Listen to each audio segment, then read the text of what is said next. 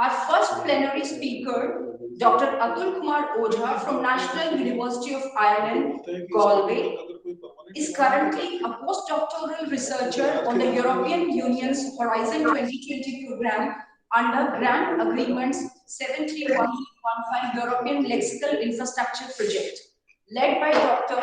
John P. McRae in the Unit for Linguistic Data, Data Science Institute, National University of Ireland, Galway.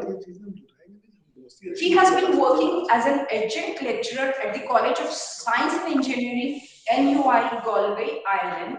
Before that, Dr. Ojha worked as a postdoc researcher at UFAL Charles University, Paraguay. He co-founded a startup named Panlingua Language Services LLP based in India. Dr. Ojha received his PhD from JNU. He is actively working on creation of linguistic resources for low-resource languages. Sir, the session is yours for next 15 minutes. Dr. Ojha. Thank you. Thank you for this kind invitation, and thanks for kind introduction. So I start my talk. So the role of translation, it is very important. I will focus my talk on two parts. First is the role of translation in theoretical perspective and technological perspective. So I start my talk. The role of translation, definitely it's very overemphasized in multilingual country like India with thousands of mother tongue It is not exaggeration to say that India is a translating consciousness. As a matter of fact, India would not have been a nation without translation, for we keep translating almost unconsciously from our mother tongues when we converse with people who use a language different from ours. If we look our literature, we found the free translation and adaptation were available in our epics like Ramayana and Mahabharata. And so basically translation of knowledge is very important if we want to serve other information in different languages, like if you want to translate or provide the information, medical information, astronomy, metallurgy, travel, shipbuilding, architecture from Sanskrit, Pali, Prakrit, Persian, and Arabic. And so it is necessary we use translation in the current scenario, especially in India, where we have 22 scheduled language official and several mother tongues and so-called dialects. As a linguist, I don't believe dialects, so it is not a matter, but I use mother tongue.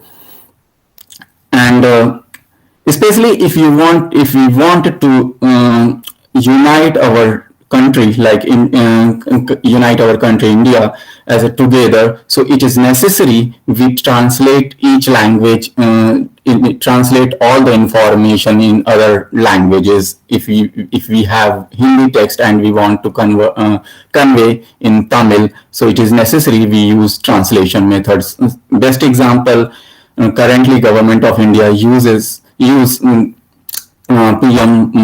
Modi speech, and they provide all the information in other Indian languages. At least I know very well it is available in 12 languages, and they are working for 22 official languages.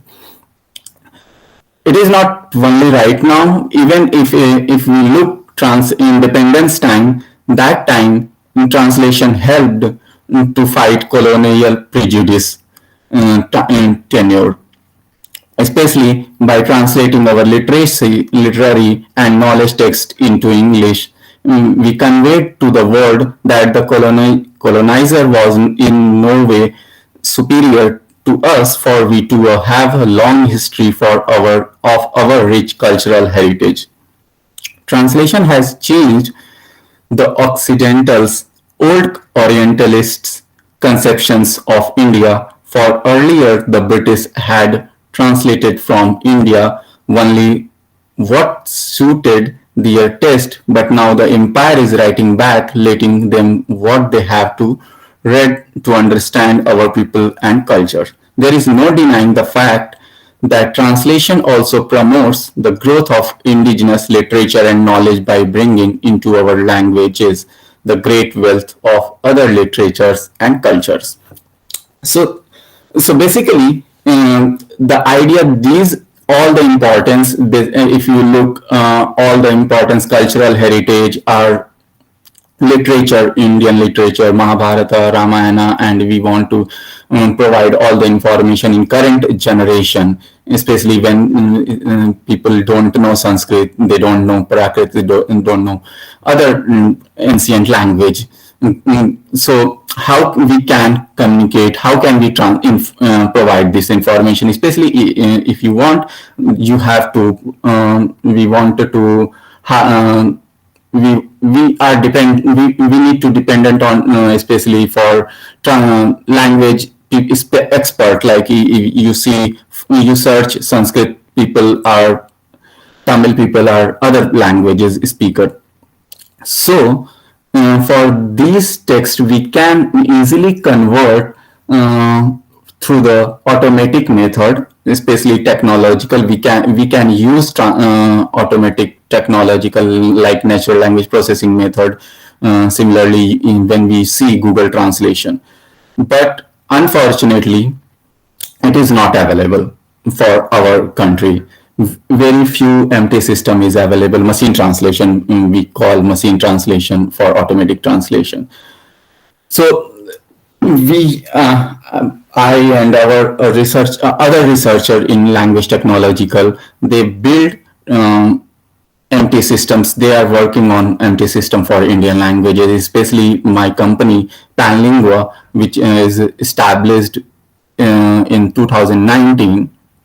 And Panlingua was is acronym of Pan stands for Panini, and Lingua is a stand for language. So the idea is our basically we are working for how do we convert all the information, cultural heritage, or our old epics in Indian language provides in Indian languages and other language, other mother tongues. So for this purpose, we need to we create a text from like Kalidasa stories of Vigyan Sakuntalam or others. So we create the digital text and then ask to translator. They translate, and then we build machine translation. So in brief, translation is a connect bridge which has knit the multilingual nations such as India together and enabled all the strata to find against the colonizer in a big way in the post-global era. The translation is bound to play a greater role, and therefore translation be recognized as independent discipline. And in summary, if we wanted to fill up language barrier fastly, so we need to build machine translation. And in machine translation, okay, I give you a brief idea what is a machine translation and why. In the machine translation, especially, we don't focus like, okay, for all the correct 100% translation. No, machine translation doesn't provide 100% translation. They provide summary. They assist to non-native speaker or non-language. They don't know. Suppose if I know Hindi and I don't know Tamil, so if I want to see what has written in Tamil, so I can grasp what is the summary. So I can, if we use machine translation, so we can grasp. So the idea is, if we use machine translation system for these cultural heritage or Indian histories and literature, so it is easily available for other language speakers. So that's the reason translation is a very key point, and it is very important for our country, especially India, where we have more than 1,000 mother tongues.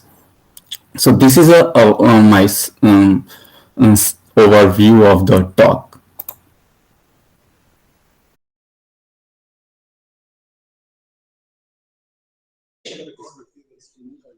Our first plenary speaker, Dr. Atul Kumar Ojha from National University of Ireland, Galway, is currently a postdoctoral researcher on the European Union's Horizon 2020 program under Grant Agreement's 73115 European Lexical Infrastructure Project, led by Dr.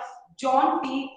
McRae in the Unit for Linguistic Data, Data Science Institute, National University of Ireland, Galway. He has been working as an adjunct lecturer at the College of Science and Engineering, NUI, Galway, Ireland. Before that, Dr. Ojha worked as a postdoc researcher at UFAL Charles University, Paraguay.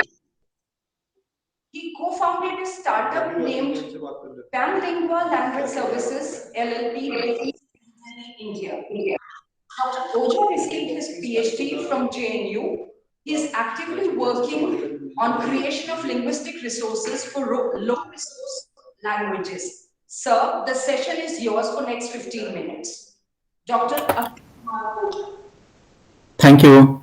Thank you for this kind invitation, and thanks for kind introduction.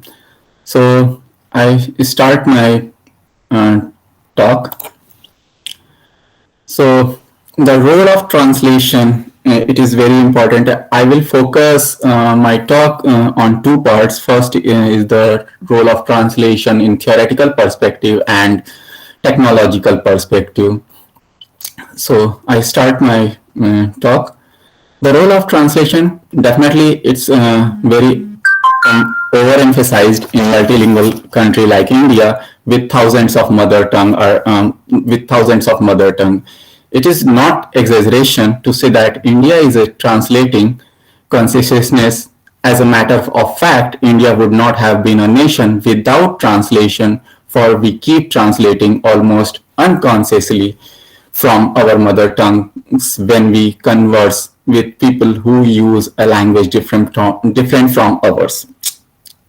If we look our literature, we found the free translation and adaptation were available in our epics like Ramayana and Mahabharata.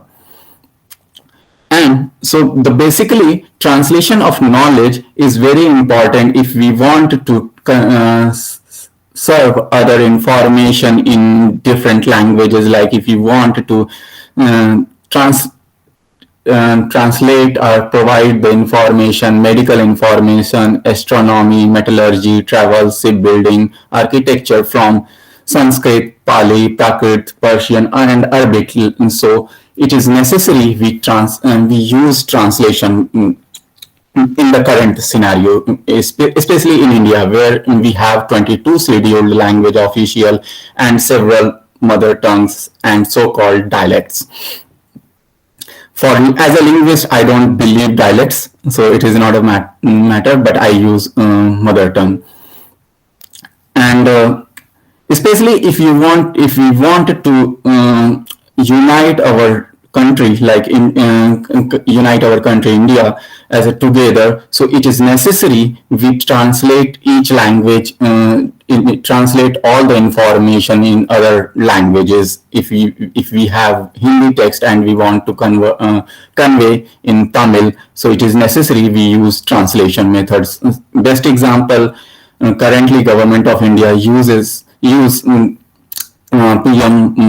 Modi speech, and they provide all the information in other Indian languages. At least I know very well it is available in 12 languages, and they are working for 22 official languages. It is not only right now, even if we look independence time, that time translation helped to fight colonial prejudice tenure, especially by translating our literary and knowledge text into English. we conveyed to the world that the colonizer was in no way superior to us, for we too have a long history of our rich cultural heritage. Translation has changed the Occidentals' old Orientalists' conceptions of India. For earlier, the British had translated from India only what suited their taste, but now the empire is writing back, letting them what they have to read to understand our people and culture. There is no denying the fact that translation also promotes the growth of indigenous literature and knowledge by bringing into our languages the great wealth of other literatures and cultures. So basically, the idea, these all the importance, if you look, all the importance, cultural heritage, our literature, Indian literature, Mahabharata, Ramayana, and we want to provide all the information in current generation, especially when people don't know Sanskrit, they don't know Prakrit, they don't know other ancient language. So how we can communicate, how can we provide this information, especially if you want, you have to, we wanted to, we are we need to dependent on, especially for language expert, like you see, you search Sanskrit people are, Tamil people are other languages speaker. So for these texts, we can easily convert through the automatic method, especially technological. We can use automatic technological like natural language processing method. Similarly, when we see Google Translation, but unfortunately, it is not available for our country. Very few empty system is available. Machine translation, we call machine translation for automatic translation.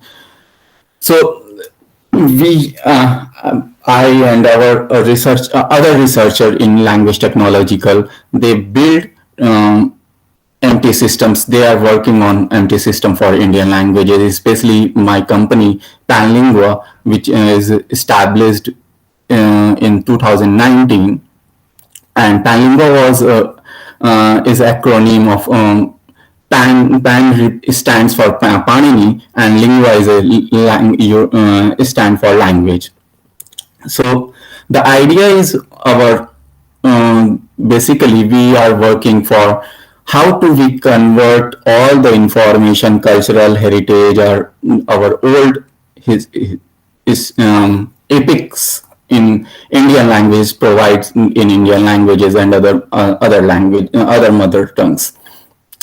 So for this purpose, we need to we create a text from like Kalidasa stories of Vigyan Sakuntalam or others. So we create the digital text and then ask to translator, they translate, and then we build machine translation. So in brief, translation is a connect bridge which has knit the multilingual nations such as India's together and enabled all the strata to find against the colonizer in a big way in the post-global era. The translation is bound to play a greater role, and therefore translation be recognized as independent discipline. And in summary, if we wanted to fill up language barrier fastly, so we need to build machine translation. And in machine translation, okay, I give you a brief idea what is a machine translation and why. In the machine translation, especially, we don't focus like, okay, for all the correct 100% translation. No, machine translation doesn't provide 100% translation. They provide summary. They assist to non-native speaker or non-language. They don't know. Suppose if I know Hindi and I don't know Tamil, so if I want to see what has written in Tamil, so I can grasp what is the summary. So I can, if we use machine translation, so we can grasp. So the idea is, if we use machine translation system for these cultural heritage or Indian histories and literature, so it is easily available for other language speakers. So that's the reason translation is a very key point, and it is a very important for our country, especially India, where we have more than 1000 mother tongues. So this is my overview of the talk.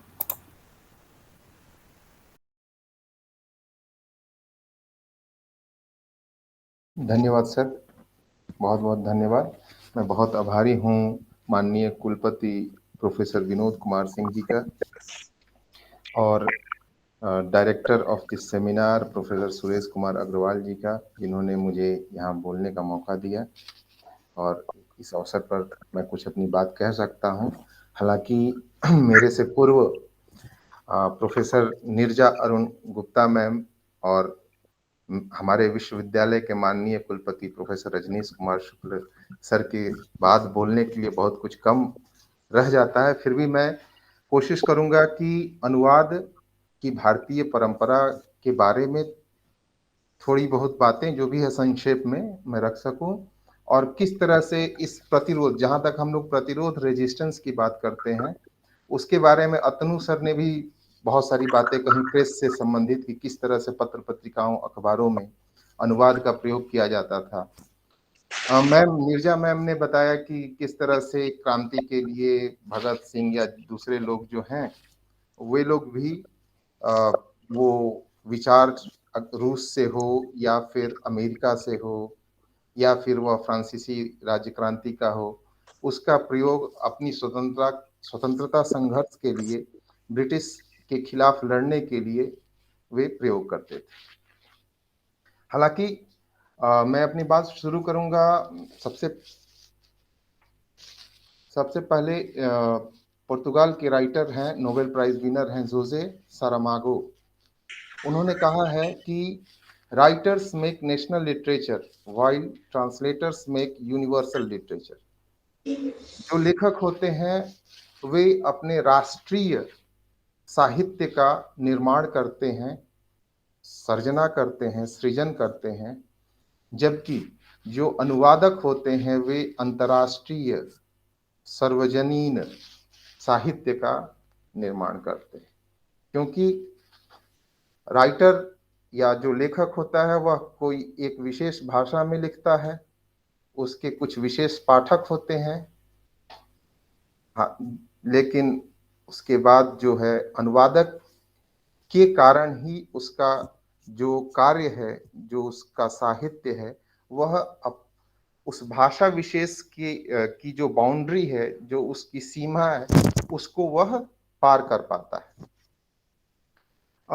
जहाँ पे बात हम करते हैं translation के इतिहास की, तो ट्रांसलेशन हम सभी परिचित हैं कि यह लैटिन भाषा से है और इसके क्या मायने हैं। हालांकि इतिहास में जब भी हम पुस्तकों को देखते हैं तो वहाँ पढ़ाया जाता है सब कुछ, बाइबल के ट्रांसलेशन के बारे में पढ़ाया जाता है, हम देखते हैं कि उन्हीं के इतिहास के बारे में पढ़ाया जाता है। लेकिन अगर हम अपने इतिहास में भी देखें, भारत की जो आर्कियोलॉजिकल एविडेंसेस हैं, जो पुरातात्विक साक्ष्य हैं, उनके द्वारा भी कम से कम हम अशोक के काल से देख सकते हैं कि वहां पर ऑफिशियली कार्यालयी शासन के द्वारा जो अभिलेख थे, जो प्रस्तर लेख थे, उन पर भी, जिसमें मैं पहला नाम लूंगा कंधार का जो द्विभाषिक अभिलेख है, बाइलिंगुअल इंस्क्रिप्शन है, जिसका डेट है 260 ईसा पूर्व, उसमें ग्रीक और अरेमाइक दोनों भाषाओं में लिखा हुआ है। यहाँ पर हम देख सकते हैं कि कम से कम यह साक्ष्य तो आज भी मौजूद है, जो कि काबुल के म्यूजियम में है। हालांकि अब हम देखें तो अगर हम बात करें तो भारत में 3 स्तर पर अनुवाद होते हैं। जहां तक कि अनुवाद शब्द ही है, यह भी मुनियर विलियम्स के द्वारा ही प्रयोग किया जाने लगा, जो आधुनिक अर्थ है ट्रांसलेशन के लिए। ऐसा नहीं है कि यह शब्द ही एग्जिस्ट नहीं करता था पहले, इसका कोई अस्तित्व नहीं था, लेकिन जो आधुनिक समतुल्यता की बात हम करते हैं ट्रांसलेशन के लिए, अनुवाद की, उन्होंने किया था। और हमारी जो परंपरा है वहां पर हमारे यहाँ कॉपीराइट जो होती है वो चीजें कम थी। हम ट्रांसक्रिएशन, अनुसृजन की तरफ ज्यादा हमारा झुकाव होता था। और उसे हम इस बात से भी देख सकते हैं कि हमारे यहाँ जो रामायण है उसके कई वर्जन्स हैं, जैसे कि रंगनाथ रामायण तेलुगु का है, कंब रामायण तमिल में है, कृतिवास रामायण बांग्ला में है। इसी तरह से महाभारत के भी कई संस्करण हैं, कई लोगों ने लिखा है, जिसमें कि सबसे जो प्रसिद्ध है बाद का महाभारत, उसमें आदि कवि सरला दास उड़िया में जो उन्होंने लिखा है बहुत ही विस्तृत है। और उसमें किस तरह से सृजनात्मक जो क्षमता है वह उभर कर आई है, हम लोग देख सकते हैं। तो हमारे यहाँ अनुवाद के साथ साथ सृजन भी है। और अनुवाद को, इस तरह के अनुवाद को मैं एक उदाहरण से स्पष्ट करना चाहूंगा, और खास करके वह उदाहरण भी हमारे गोस्वामी तुलसीदास के जो राम द्वारा रचित रामचरितमानस है उससे है। और हम देखेंगे कि गीता का श्लोक, यदा यदा हि धर्मस्य ग्लानिर्भवति भारत अभ्युत्थान धर्मस्य तदात्मनं सृजाम्यहम् परित्राणाय साधूनां विनाशाय च दुष्कृताम्। इसी तरह का जो समान अर्थ वाला है, आप हम दोहा देख सकते हैं कि जब जब हों ही धर्म की हानि, बारहि असुर अधम अभिमानी, तब तब धर प्रभु विविध शरीरा, हरि ही दयानिधि सज्जन पीड़ा। तो हम देख सकते हैं कि जो दोनों श्लोक और दोहे हैं उनके अर्थ समान है। और यह अनुवाद का एक उदाहरण हम कह सकते हैं, हालांकि यह पूरी तरह से एक ही जगह से नहीं है। और इसके बारे में गोस्वामी तुलसीदास ने खुद ही लिखा है शुरू में कि नाना पुराण निगमागम सम्मतम यद रामायणे निगदितम क्वचिदा अन्यतो अपि स्वांतः सुखाय तुलसी रघुनाथ गाथा भाषा निबंध मति मंजुल मातनोति। तो तुलसीदास ने खुद ही स्वयं ही कहा है इसमें कि जो भी मैं यहाँ पर लिख रहा हूँ वह भाषा में लिख रहा हूँ। भाषा सामान्यतः हम संस्कृत और भाषा दो चीजें थी। तो भाषा हम जो आम जन लोग बोलते थे, जिसे समझते थे, जब जो सब तक जिसकी पहुंच होती थी, उसके लिए हम भाषा का प्रयोग करते थे। तो वो खुद कहते हैं कि भाषा में, आम लोगों की भाषा में, मैं जो नाना प्रकार के जो है विभिन्न प्रकार के जो निगम हैं, आगम हैं, जो ग्रंथ हैं, उनसे मैं चीजें ले करके लिख रहा हूं। यानी कि वो खुद कहते हैं कि मेरा अपना बहुत कुछ इसमें नहीं है। इस तरह की अनुवाद परंपरा भारत में सदैव रही है। और इसी के फलस्वरूप भारत में नए विपुल साहित्य सृजित हुए हैं, जो कि जिससे कि जितनी भी भारतीय भाषाएं हैं वे समृद्ध हुई हैं। वो हम कन्नड़ की बात करें, उड़िया की बात करें या तमिल की बात करें। दूसरी बात मैं कहना चाहूंगा कि अभी जो वर्तमान परिप्रेक्ष्य में हम बात कर रहे हैं, वर्तमान परिस्थिति में बात कर रहे हैं, इसमें किस तरह से हमें अनुवाद को आगे बढ़ाना है। तो हम लोग इसके लिए जिस प्रकार से अंग्रेजों ने भारत को, खास करके उनका अपना मकसद था कि ईसाई धर्म को फैलाना, उसका प्रचार करना, यहाँ से पैसे बनाना, लेकिन जो भी अच्छाइयाँ थी कम से कम हम वो सीख सकते हैं। और उसके संदर्भ में मैं बात करना चाहूँगा बाइबल के ट्रांसलेशन का। तो सबसे पहले भारतीय भाषाओं में बाइबल का प्रथम जो अनुवाद हुआ वह विलियम कैरी ने 1808 में नूतन धर्म नियमः संस्कृत में ही किया था, जो कि Baptist missionary press in Shri Rampur, जिसका जिक्र सर ने भी किया था, वहां से पब्लिश हुई थी, यह प्रकाशित हुई थी। और उसके 10 वर्ष बाद 1818 में ओल्ड टेस्टामेंट, सामान्यतः हम देखें तो बाइबल के ट्रांसलेशन में भी पहले न्यू टेस्टामेंट का ही ट्रांसलेशन होता है, बाद में ओल्ड टेस्टामेंट। उसके पीछे दो कारण हैं, क्योंकि ज्यादातर चीजें जो है न्यू टेस्टामेंट से जुड़ी हुई हैं और न्यू टेस्टामेंट छोटा भी है। खैर उस संदर्भ में हम यहाँ बात नहीं करेंगे। उन्होंने सर्वप्रथम बाइबल ट्रांसलेशन के लिए संस्कृत में किया और उसके बाद ही अन्य भारतीय भाषाओं में ट्रांसलेशन किया। इसी तरह के आदर्श को, मॉडल को हम अपने लिए अभी, खास करके जहां पर अगर हमें बहुत समृद्ध एक कॉर्पोरा बनाना है, एक साहित्य तैयार करना है, जो ज्ञान संपदा है वह हर भारतीय भाषा में जो भी लोगों की समझ है, अगर उस तरह से करना है तो मुझे लगता है कि हम उस तरह की जो भी आवश्यक सामग्री हो, ज्ञान संपदा की सामग्री हो, वांग्मय हो, उसे हम पहले संस्कृत में अनुवाद करें और उसके बाद दूसरी भाषाओं में उसका अनुवाद करें। संस्कृत के संदर्भ में जो विलियम्स हैं, मोनियर विलियम्स, उन्होंने कहा भी है, खास करके उन्होंने जो इंग्लिश, खास करके संस्कृत में उन्होंने बहुत काम किया है। इंग्लिश और संस्कृत शब्दकोश की भूमिका में उन्होंने लिखा है 5 नवंबर 1851 को कि ऐसी एक भी भारतीय भाषा नहीं है जो संस्कृत से शब्द उधार लिए बिना धर्म और विज्ञान के विचारों को व्यक्त करने में समर्थ हो, चाहे वह तमिल हो, तेलुगु हो, बंगाली हो या कोई दूसरी।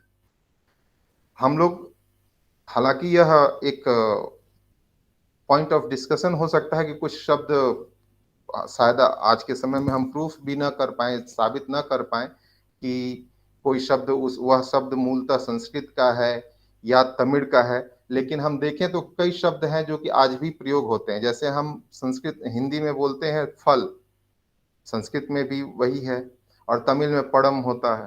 तो फ, चूंकि ह साउंड है नहीं वो महाप्राण, तो प हो जाता है।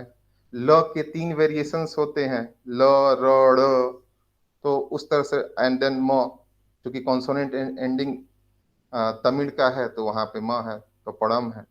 तो इस तरह से बहुत सारे शब्द हैं जिनकी हम लोग देख सकते हैं। अगर हम बात करें बांग्ला, ओडिया, वहां पे अगर हम कंपैरेटिवली बात करें, अगर तुलना करें, तो हम देखेंगे कि हिंदी में ही संस्कृत के मूल शब्दों का कम प्रयोग होता है अन्य भारतीय भाषाओं के। तो हम उस एक मॉडल की तरफ बढ़ सकते हैं जिसमें कि संस्कृत को मध्यम भाषा या सेतु भाषा के रूप में इस्तेमाल करें, प्रयोग करें और उससे अन्य भारतीय भाषाओं में अनुवाद करें। प्रतिरोध की भाषा के रूप में और जागरण के लिए अनुवाद का मुगल काल से ही प्रयोग होता रहा है। जिस तरह से हम देख सकते हैं कि तुलसीदास कृत रामचरितमानस लोगों को जागृत करने के लिए, अपने धर्म में आस्था बनाए रखने के लिए, एक सामंजस्य, वैष्णव और शैव में सामंजस्य बनाए रखने के लिए कार्य किया था, उस तरह से अनुवाद का हमेशा से कार्य रहा है। हिंद स्वराज के संदर्भ में भी हम देख सकते हैं, हिंद स्वराज में महात्मा गांधी ने कई बार अंग्रेजों की शिक्षा, अप्रत्यक्ष रूप से ही अंग्रेजी शिक्षा के बारे में व्यंग्य किया है, उसकी आलोचना की है। उन्होंने मूलतः गुजराती में ही लिखा था, लेकिन वह जो प्रति है जब्त कर ली गई, तो बाद में उन्होंने सोचा कि अगर अंग्रेजी के रिच बहुत है, बहुत ज्यादा प्रसार है, लोग जानने वाले हैं, तो उन्होंने फिर अंग्रेजी में उसका अनुवाद कराया। तो यह भी एक लोगों को जागृत करने का जरिया हो सकता है, साधन हो सकता है, और विरोध का भी साधन हो सकता है कि उनके शासन का विरोध, उनकी व्यवस्था का विरोध। इसी के साथ मैं अपनी बात को यहीं पर पूरी करना चाहूंगा। धन्यवाद।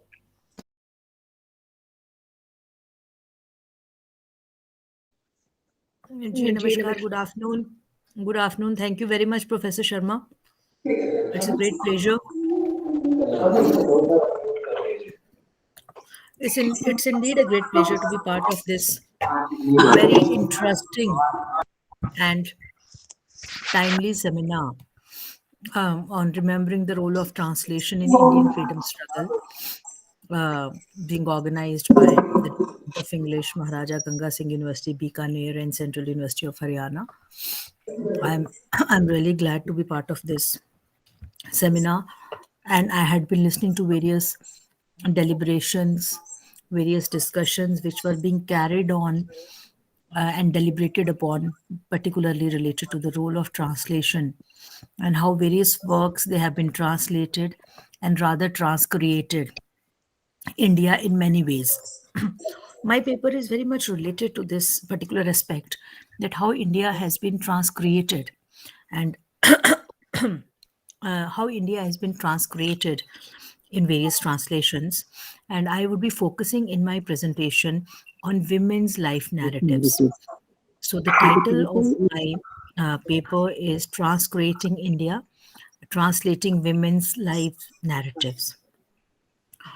When we look at the treasure trove of translation activity and women's writing, when we place them side by side in India, right from the pre-colonial to the post-colonial times, it raises the question of power across colonial and post-colonial difference. Like, who is translating, what is translated, and for what, and who hold the space for translations. When we look at the pre-colonial translation, whereas the pre-colonial translations, they upheld the prestige of source language. And there was a shift thereafter to the adaptations, to the rewritings of colonial Western texts.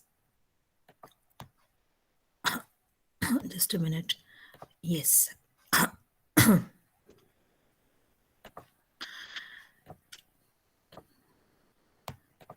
So, whereas the pre-colonial translations, they upheld the prestige of the source language. There was a shift to the adaptations, to the rewritings of the colonial Western text as a response to the exploitation of the colonized by the colonizing powers. So my paper aims at an examination of the agency of post-colonial writer, particularly the women writers, so as to investigate the colonial history and the contested life narratives of two powerful women writers, Kamala Das and Amrita Pritam. Echoing Benedict Anderson's imagined communities, the translation of these two stories, these life narratives, these autobiographies of Kamala Das and Amrita Pritam, reverberated the idea of nation, where a mother tongue was perceived as the marker of identity on one hand, and women's self-assertion, exhibiting their fears, exhibiting their failures, which emerged palpable in the steady rise of women's voices throughout the country. The paper analyzes the autobiographies of Kamala Das and Amrita Pritam to locate them in the flux of their reminiscences, so as to be able to discover and understand themselves both as women and social beings who lived in highly turbulent times of freedom movement. So by examining the marginal existence of women, the picture of the nation which emerges is that of a male-governed world where women's struggle for identity and self-fulfillment is negated on various fronts. So the primary characteristic, as we know, of the autobiography as a literary form is a quest for self-definition, is a quest for self-definition on the one hand and for authenticity of being. So this act of writing about oneself brings together the personal, unassimilated experience of a writer and the shared values of culture. In the book review, Autobiography as a Literary Form, studies in the autobiographies of Edwin Muir and Stephen Spender, Manjula Bose writes, I quote, "In India, there are very few autobiographies which can be called as the complete truth. Mahatma Gandhi's My Experiments with Truth is nothing but complete truth. The autobiography of Jawaharlal Nehru has a beautiful blending of the personal history with national history, which reveals the evolution of writer's personality against the background of the country's freedom struggle. Nevertheless, when we move on to the women autobiographies, long, smothered veil of the incarcerated psyche imprisoned within the four walls of domesticity echoes a nation immersed in gender tyranny. In the words of Shashi Deshpande, all writing, particularly female writing, stems from personal experience, but it is neglected and ignored by men. So, as writing is born out of personal experience, the fact that I'm a woman is bound to surface. So, women's writing in general, including women's autobiographical writing, is frequently ignored. Many women writers in the 19th and in the 20th centuries chose to publish using male pseudonyms, as we all know. So through autobiography, the writers they try to share their experiences of grief, of agony, but at the same time of ecstasy too. For instance, Lakshmi Bai Tilak's autobiography Smruti Chitre, literary memory pictures, renamed as I Follow After in English version, is a very straightforward autobiography where Tilak, she shares about her being a Brahmin by caste, where the rules of purity and pollution strictly define one's social identity, and punishment for opting for out of the prescribed code of conduct is excommunication. Likewise, Vijay Lakshmi Pandit's autobiography, The Scope of Happiness, gives a detailed account of the birth of a girl in Nehru family. Her autobiography, India Calling, tells the story of a relentless struggle in the male-dominated society to establish a place for herself. But when we look at the autobiographies of women writers like Kamla Das and Amrita Pritam and their exploitative journey to the center of being, it traverses a new ground of literary and subjective experience. We confront a new ground of literary and subjective experience, and where they come to terms with the changing notions of femininity. They are women who are committed to the truth of self. They examine the male-oriented social pattern with the purpose of probing into their inner self and the world around in relation to themselves. They unveil the hidden side of their personality. Therefore, the idea of autobiography as expression becomes an accepted means for the women writer to explore her personal identity, as well as it creates a newer and a better perception on gender issues, their unconventional ways of thinking. Therefore, they become, which made them quite controversial, of course, where they have revolted against the traditional man-woman relationship. Now, Kamla Das's Ante Katha, My Story, and Amrita Pritam's Rasidi Ticket, that's translated as The Revenue Stamp, show their disapproval of the conventional ways of thinking. Their autobiographies depict, of course, women's struggle to establish their identity in this male-dominated world. And these women, they also show that they are unafraid to challenge male decisions and male dominance to seek their identity. They share their own experiences without shame or fear or contamination from outside. So sharing these experiences, which include past actions, choices, it is a necessary part of struggle of these individuals who wanted to try and transcend the old roles and crystallize their identities according to new definitions, roles, and life spaces. So this sensitivity amongst writers can undoubtedly be attributed to the influence of the feminist movement. As Foucault argues that all manifest discourse is secretly based on the already said. This already said is not merely a phrase that has already been spoken or a text that has already been written, but a never said and incorporeal discourse, a voice as silent as a breath that is merely the hollow of its own mark. So it can be argued that my story is, as incorporeal discourse, the silent breath that permeates Ante Katha, the consciousness of an I that performs, lives its gender in Ante Katha, has an altogether different angle of entrance, that of an English language and education. The inferiority complex which marks the beginning of the vernacular is first attributed to the tutor in the English version and then to the language itself in Malayalam version. in what I argue to be a gradual systematization of concepts, knowledge, and experience in language. Born in rural Kerala, brought up and schooled in Calcutta, married to a bank officer in Mumbai, spending a life divided among the cosmopolitan cities of Calcutta, Mumbai, and Delhi. Kamla Das, alias Madhvi Kuti, projects a translated self living in translated worlds, an intellectual self fashioned in the English tradition, yet bearing the weight of Malayalam linguistic and cultural history. Her autobiography is both writing to and translating from language of patriarchy. Probably it is this translatedness of being that helped Kamla Das to challenge the authoritative codes of languages and cultures. So translation here could be a metaphor for any language activity in language that destabilizes cultural identities and received notions of selfhood, questioning the process of notion of finality in translation. So she thus uses translation as a tool to deflect the power of language, not only to reflect but also to construct reality. If Madhvi Kuti is Kamla Das in translation, what she does in Ante Katha is to learn the right to transgress from the trace of the other.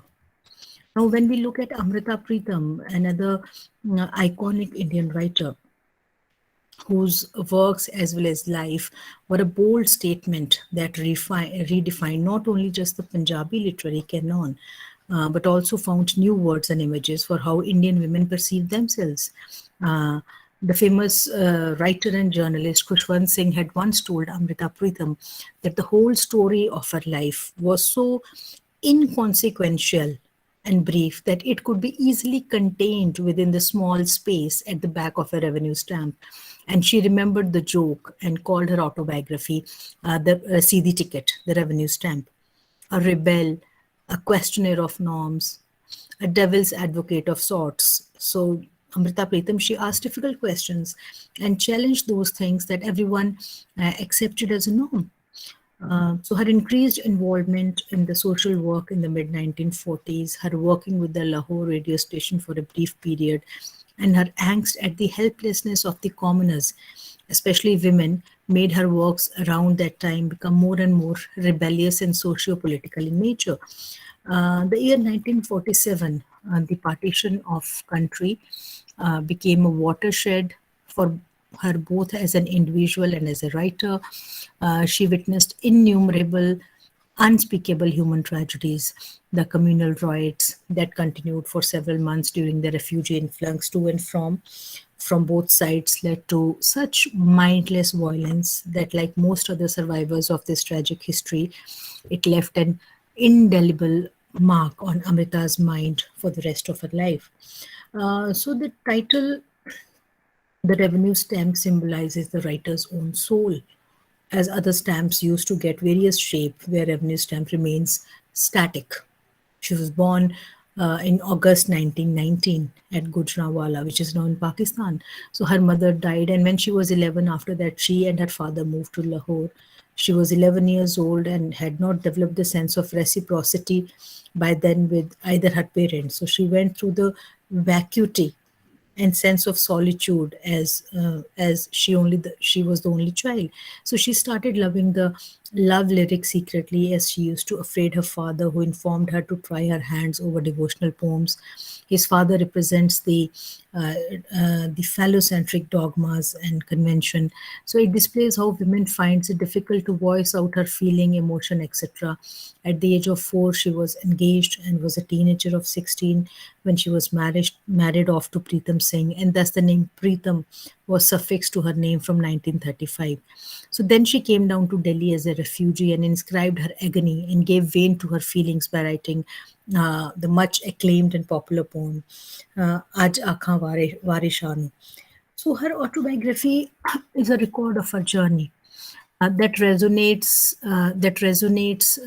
with the partition trauma, we can say, that she undertook on outer surface as well as interflows, consisting of 6 chapters entitled as Resurrecting Time, Meeting with Centuries, Ordeal by Fire, In Silence, Passion Smooth, The Phoenix Dynasty, and On Palm Henna. The revenue stamp narrates the public side of her life as a written part and puts her career in the text of an autobiography. Her role as a beloved finds her womanly passion irresistible and inevitable. In patriarchy, one expects women to present herself as being fulfilling the man oriented roles. For women writer, the act of writing autobiography carrier a dark burden on one hand, they have to maintain the aesthetic interest and the subjective shades of self on the other hand. So it's very important to notice that Preetham didn't offer much space, rather ignored the details of her married life and relationship with her husband. She had been silent about her husband in this autobiography, about her in-laws, so which carries a double sense of the experience she had in marriage. It hints at the reason why she had to marry seems to be rooted in that socio-familial compulsions, as she states in the autobiography. I had to repay debt to society, but speaking for myself, I surely feel the weight of doubt.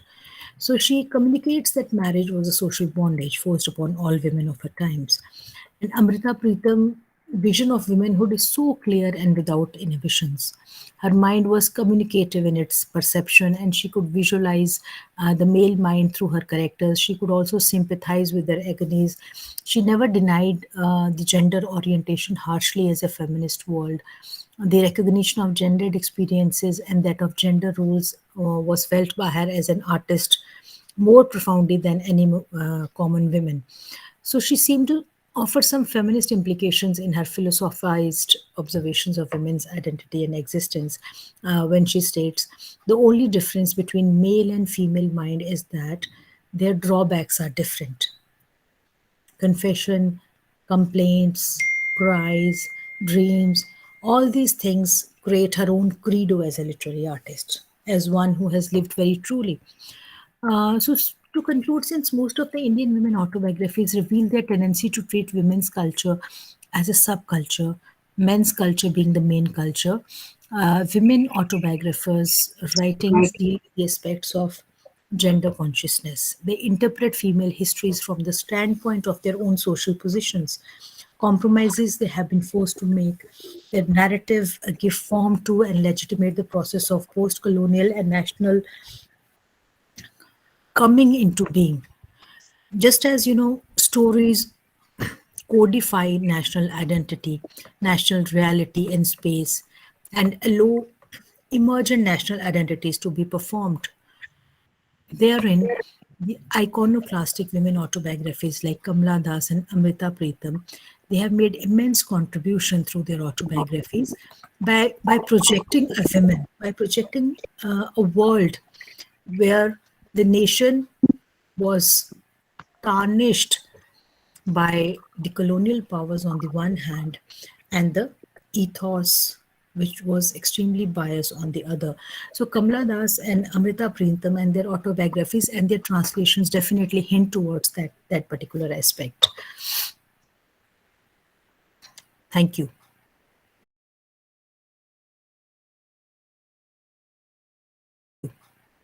Thank you very much, Dr. Vandana Sharma, for your enlightening discussion of two important writers, women writers, Kamala Das and Amrita.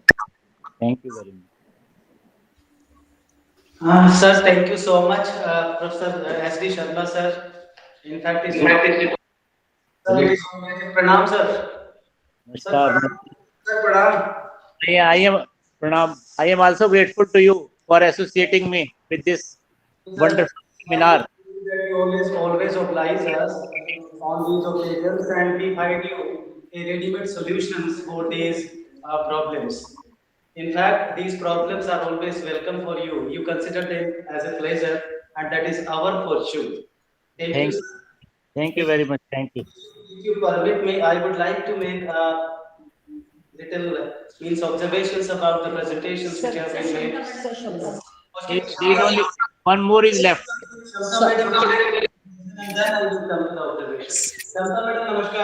Namaskar, sir. Namaskar. May I introduce the speaker? May I introduce the speaker? Please. Dr. Shamta Chaudhary is Head, Department of English in School of Social Sciences and Humanities and Director Research, VMOU Kota. She holds a doctorate degree on a comparative study of formal and informal methods of teacher education in teaching English. She has served as Director, Center for Research in Distant Education, VMOU Kota. She has been awarded Rajasthan Leadership Award 2012 for her contribution in the field of education. Her teaching and research areas include post-colonial literature, Indian literature, Commonwealth literature, Dalit literature, contemporary Canadian literature, short fiction, distance education and communication skills, etc. Her articles have been published in various national and international journals of repute, and she has presented papers at national and international conferences and seminars in India and abroad. Over to you, ma'am, Dr. Shamta Chaudhary. Thank you, Santosh ma'am. It's a pleasure to be amidst you. And I'm thankful that I've been a part of this international webinar. And since morning, the inaugural, you can say the session was such igniting that I think many avenues have been opened up. And I feel that everybody is so much eager to know how translation did wonders during our history also, in our freedom struggle, and till date. What theories have been formed? I thank you again, Professor Agarwal, Seema ma'am, and Santosh ma'am, and all the department members who have been part of this journey to make it a success. Indeed, the inaugural session was indeed a success, and as we say, when you see the first glance, you come to know how best it has come out. Same goes with it. Thank you for inviting me here.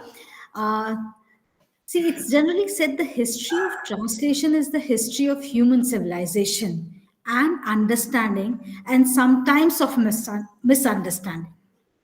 Stories travel from culture to culture, and with their transmission through translation takes innumerable forms. Today, I'll focus on how folk tales, religious texts, and history have been translated not only through emotions but also the culture in translation. The classic case is said to be that of our own Panchatantra. In an evocative essay, Amitabh Ghosh has the following to say about Panchatantra. I quote, "These stories too have no setting to speak of, except the notion of a forest. Yet the Panchatantra is reckoned by some to be the second only to the Bible in the extent of its global diffusion. Compiled in India early in the first millennium, it passed into Arabic through a 6th century Persian translation, endangering some of the best known of the Middle East fables, including parts of the Thousand and One Nights. The stories were handed on to the Slavic language through Greek, then from Hebrew to Latin, a version in the later appearing in 1270. Through Latin, they passed into German and Italian. These stories left their mark on collections as different as those of La Fontaine and Grimm brothers. And today, they are inseparable part of our global heritage." Unquote. In the Indian tradition, we have an exalted notion of translators.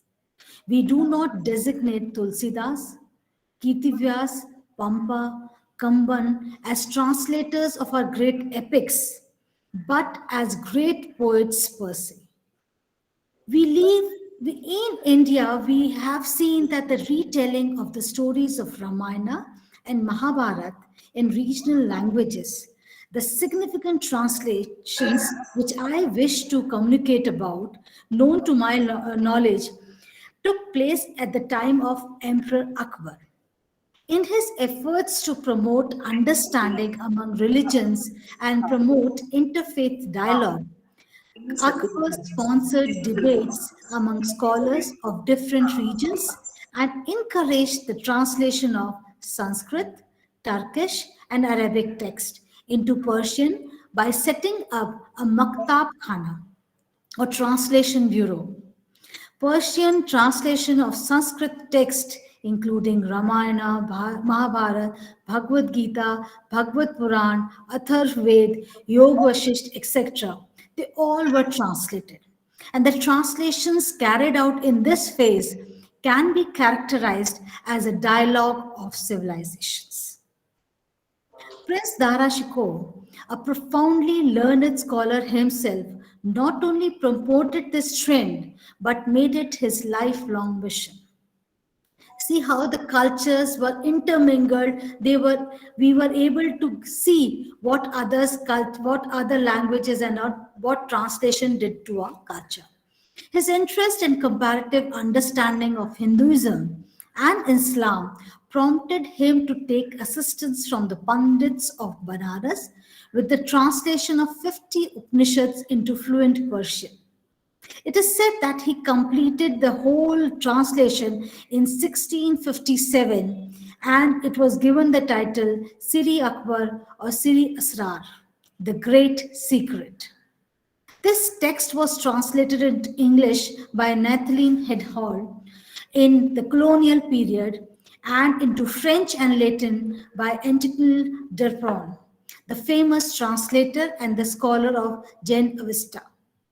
In the preface to Siri Akbar, Dara Shikoh explained how for some time he was upset by the assertions of radical differences between Islam and other religious practices of Hindus. He began looking for a common truth between Hindus and Muslims.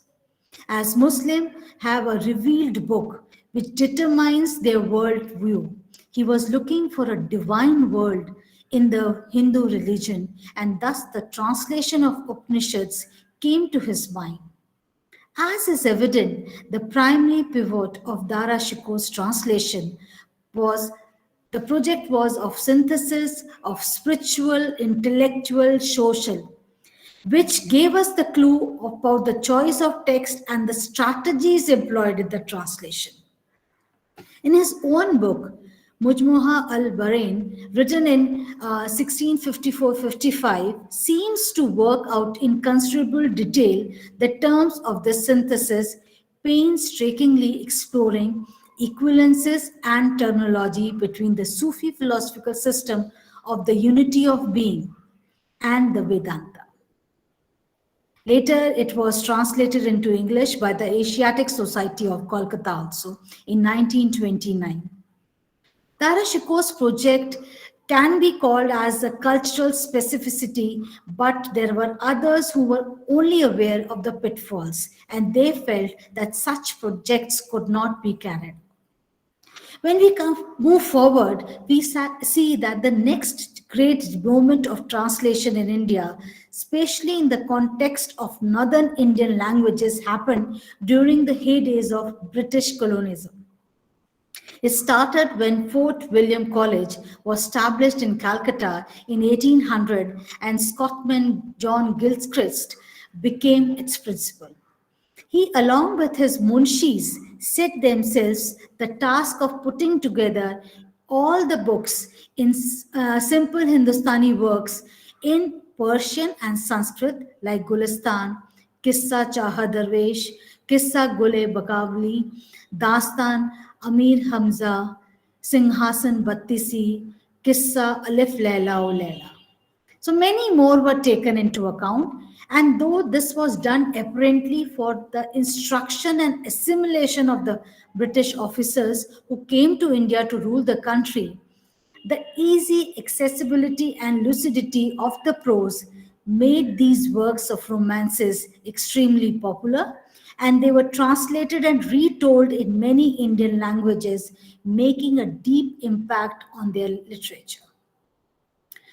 G.N. Devi has indeed, like other literary historians in India, like Sisir Kumar Das, also credits Persian and other Islamic languages with felicitating the rise of indigenous languages. Devi says, I quote, the emergence of Bhasha literature coincided with, even if it was not entirely caused by, a succession of Islamic rules in India. The Islamic rulers Arab, Turks, Mughals brought with them new cultural concerns to India and provided these current legitimacy through liberal political patronage. The languages, Arabic and Persian mainly, and the Urdu, which developed indigenously under their influence, brought new modes of writing poetry and music. I unquote, the intimate contact with Islamic cultures created for the Bhasha literature new possibilities of continuous development. These possibilities were realized through translation and adaptation. Two prose romances, Kissa Chahar Darwish and Kissa Gul-e-Bakawali, were very popular across many Indian languages. In an essay on Bankim Chandra Chatterjee's emergence as an architect of Bangla prose, Tagore himself has stated, I quote, with his emergence, the darkness and stagnation that gripped Bangla literature disappeared. And disappeared the legacy of Vijay Basanta and Gul-e-Bakali, those escapist romances. See how they have been translated and how they have lost their legacy.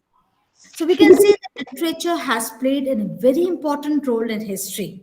It has been used and is still being used as a tool of information. At the same time, it would be safe to say that literature has played a huge role in pretty much every major revolution in the history. The American Revolution, hello, was heavily influenced by pamphlets written by Jonathan Mahay, John Dickinson, Tom Penny, amongst many others. Tom Penny's two pamphlets, Common Sense and American Crisis, were read over 1 million Americans and is credited with instigating the Declaration of Independence.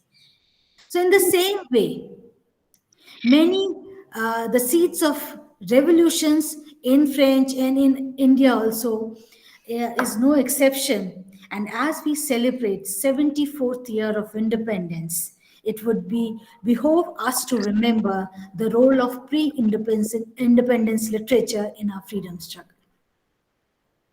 I'm not, since morning we have been hearing about it. I'll just quote few and I'll wind up my paper. Newspaper like Bande Matram, founded by Bankim Chandra Pal in 1905. Juganta Patrika, founded by Barindra Kumar Ghosh. Abhinash Bhattacharya Bhupendranath Dutt in 1906 and Harijan, founded by Gandhi in 1932, sought to make Indian citizens not only socially and politically aware, but also united them for one common cause. Pamphlets written and distributed across India provided critical information and served as propaganda against the British. However, many intellectuals of the time also consider it important to use fiction and poetry for a patriotic purpose and to create a nationalist discourse. Bankim Chatterjee was one of such author who used literature to spread the message of patriotism. Since morning, we have heard a lot about Anand Mat, that how it was said during the famine in Bengal in 1770, and how it highlights the patriotic acts of and sacrifices made by the characters of Anand Mat, the ordinary people who left their homes and families to fight against subjection and in service of the mother. He viewed an insurgency against the British by untrained soldiers who succeeding in beating the most experienced British soldiers through sheer grit and determination while embodying a sense of patriotism. This novel was first banned, but later the ban was lifted by the government of India. But after independence, our national song Bande Matram was published as a poem from this novel only, as you can say, which gives us the courage and urge our people to fight now also for a freedom against many issues which we are struggling with. In case of a fact-imitating fiction, Bande Mataram served its purpose during the freedom struggle as well. Despite being banned, the general public would recite the poem or sing the song in front of British officials, and many were carted off to jail for doing so. Due to its tradition of sacrifice and its success in bringing a country together again, the British in 1937, the first two verses of Vande Mataram were adopted as the national song by the Indian National Congress. In 1884, Chattopadhyay published Devi Chaudrani, which became an inspiration to women to take up the cause of independence. In this novel, he kept his belief that an armed conflict is the only way to win independence, but he made a woman the protagonist and the leader of the struggle. We can see Nandan Bhatt also a strong women character, but here we find that this is in majority he wanted the women to take up arms and to fight while they embody the values of love. So he could foresight to understand that without the cooperation of women, the freedom struggle could not be entirely successful. So we can say as things progressed, even Gandhiji's, when we read about Gandhiji, we see that his popularity rose because of his using literature to portray his ideals. There were other two novels also which I want to just mention. K.S. Venkataramani, who wrote two important novels, Murugan the Tiller and Kundan the Petri. The first one was written in 1927, the second one in 1934. It dealt with the economic impact of Gandhism and the civil disobedience movement, respectively. In Murugan, Venkatramani captures the sacrifice of a village in the struggle for freedom. In Kundan, his protagonist Raghu finds himself so enamored by the Indian freedom struggle and satyagraha that he joins the movement despite his mother's angry protest. We can see Gandhi's influence on many other writers like Mulk Raj Anand, then in his can say Untouchable, then The Village Across the Black Waters, The Sword and the Sickle, and he felt even Raja Rao's Kantapura also is revolving around the Gandhi's philosophy. So we can say that Gandhi had a very huge impact. Such portrayal of Gandhi in ideology and literature cemented Gandhi's position as a leader. We can say for those who were dealing with exploitation, Gandhi became a hero who would improve their lot and usher in a new era with a more equal society. So we can see through these novels, the protagonists of pre-independence literature were ordinary men and women who joined the freedom struggles and became heroes. They were not intellectuals or even educated. They belonged to different caste and class, came from different parts of India and spoke different languages. However, despite their differences, they believed in the same ideology. They wanted to give up everything in the quest for a better quality of life and freedom, and with the first step being independent from Britain. As a result, pre-independence literature was instrumental in uniting people to a common cause, and this horizontal translation gave us national building. We can say national building has always been linked to national integration and the creation of national identity. For a country like India, it is a very delicate and challenging matter to deal with the national identity that derives its strength from multiple layers of social, political, religious, economic, cultural, ethnic, and linguistic diversity. However, the communication gap, which inevitably arises out of such a diversity of boundaries, is constantly being bridged by the people themselves, whose day to day reality is, for the majority, living in a multicultural society and interacting in a multilingual manner. These novels, stories, whose nature is patently nationalistic, were made available to the Indian population through translation, without which it was inconceivable that deeply entrenched cultural and linguistic boundaries within India that sorry, that could not be bridged. Thank you.